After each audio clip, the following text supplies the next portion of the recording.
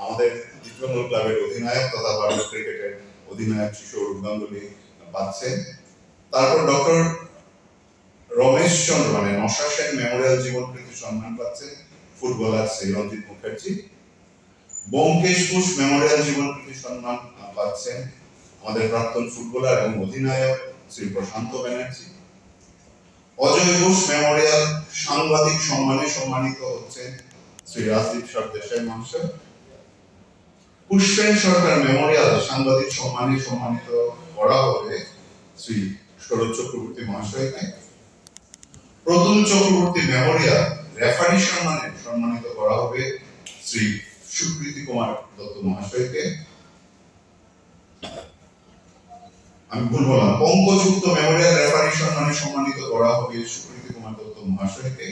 Pratul Chakraborty Memorial referee সম্মানে সম্মানিত করা হবে শ্রী জয়ন্ত ব্যানার্জিকে।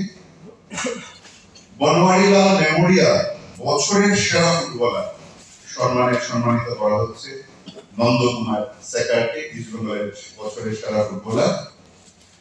ইস্টবেঙ্গলের সেরা বছরের উদীয়মান খেলোয়াড় জীবন কৃতি মেমোরিয়াল সম্মান পাচ্ছেন আমাদের প্রভুসূদন সিং গিল।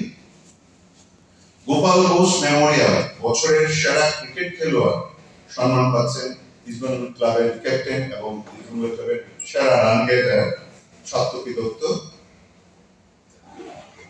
স্বপন বল মেমোরিয়াল সমর্থক সম্মানে সম্মানিত হচ্ছেন শ্রী মুকুল গাঙ্গুলি এবং শ্রী গণেশ দাস।